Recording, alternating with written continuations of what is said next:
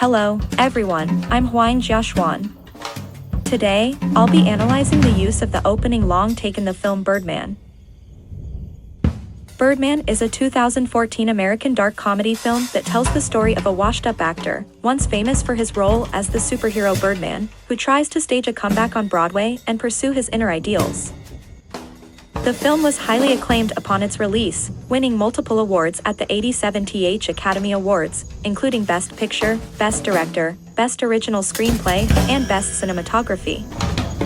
One of the film's most distinctive features is its use of long takes, with only 16 observable cut points throughout, creating the illusion that the entire movie was filmed in a single continuous shot.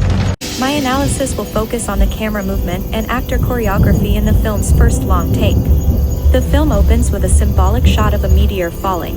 Once this shot ends, the movie seamlessly enters a continuous take that creates the illusion of real-time storytelling. The first thing we see is an indoor shot of the protagonist levitating in midair. The quietness of the room contrasts sharply with the sound of the meteor crashing. How did we end up here? As dialogue begins, the camera starts to push forward, gradually delving into the character's inner world. This place is horrible.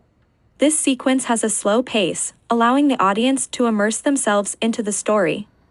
Smells like balls.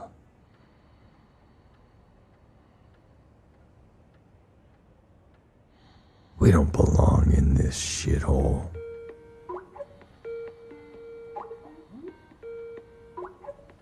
The protagonist only moves once the sound of a phone rings.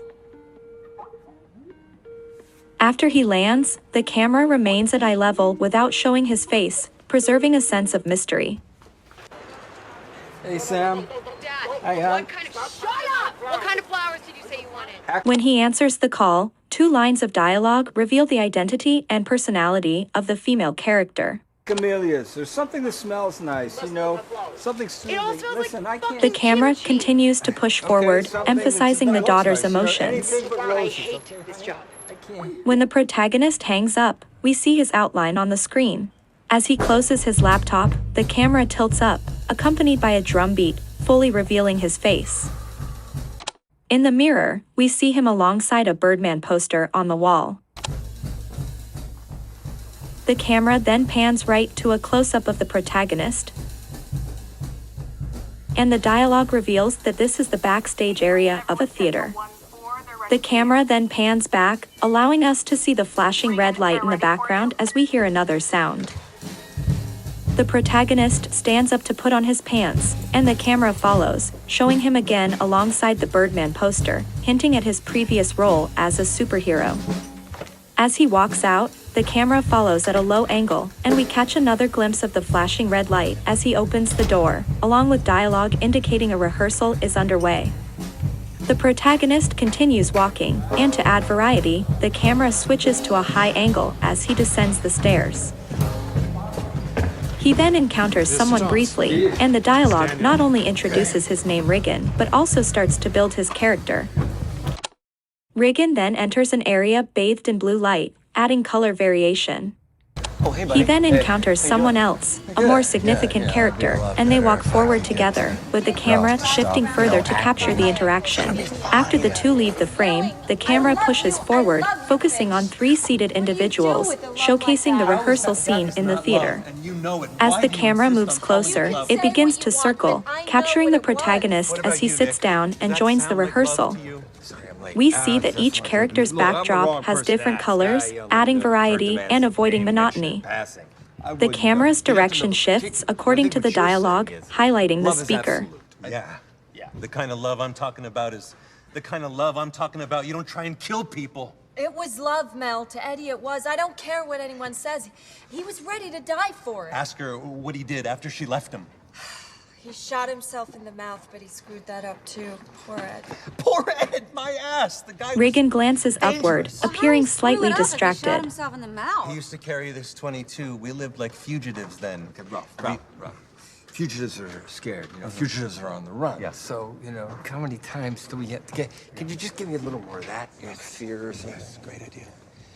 His dialogue reveals dissatisfaction with one actor, illustrating the hierarchy between them.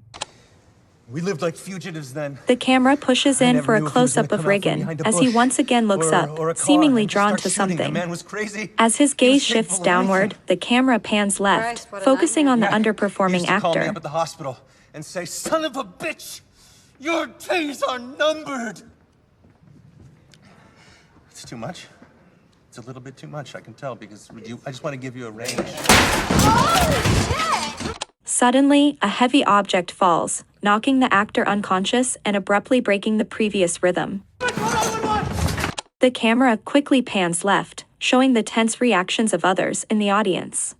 Drums resume, and the camera pans back to follow Riggin. Unlike others, Riggin remains unusually calm, arousing audience curiosity. The person who had spoken with Riggin earlier follows closely, trying to persuade him to continue with the rehearsal.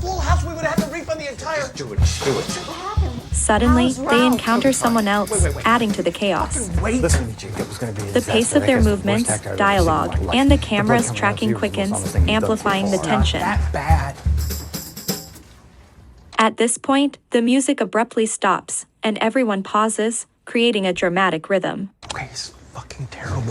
Then the characters resume walking. At a corner, they stop again, but this time, the drumbeat continues, enhancing the sensory experience and keeping the audience engaged. What do you mean? I made it happen. Riggin states that the recent accident was orchestrated by him, leaving the audience puzzled. The characters continue forward, with the camera following Riggin closely. His conversation with the other man subtly reveals Riggin's situation.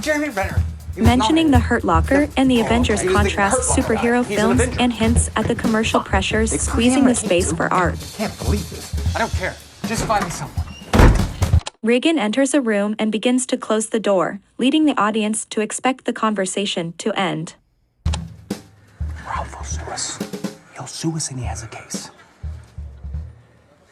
However, he reopens the door, and their dialogue clarifies the other man's identity. You're my producer. You're my best friend. Right? Now, go out there and do what you were born to do. I don't care how you do it, just go. How do you suppose I do? After closing the door again, their conversation ends, and the drumbeat fades out. Once Riggin shuts the door, the story's pace slows. With a TV broadcast in the background, Riggin walks forward, and the camera shifts to capture the TV screen. The broadcast features news about the success of superhero movies, echoing the earlier criticism of such films. Riggin raises his hand, and the TV turns off suddenly, hinting that he might have supernatural powers, suggesting that the previous accident might indeed be his doing.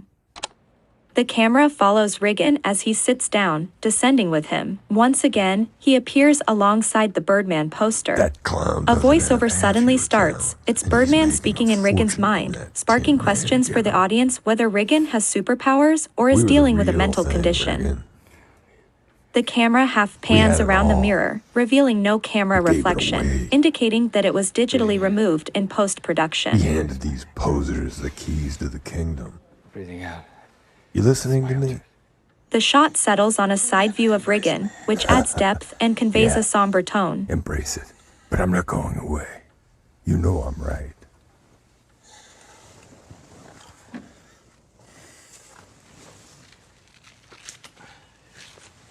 Riggin removes his wig and looks at his reflection, and the camera pans right, showing the mirror's image. It continues panning until it focuses on a phrase, "They didn't have whatever you wanted," which not only explains why his daughter gave him unwanted roses, but also foreshadows Riggin's struggles and the film's theme. The vase suddenly moves, Look at again that. hinting that Riggin might have superpowers. The These camera people pulls don't back know with the what you're vase, capable of. then suddenly pans right, marking a cut. At this point, the long take finally ends. This concludes my full analysis of the first long take in Birdman. That's all, thank you.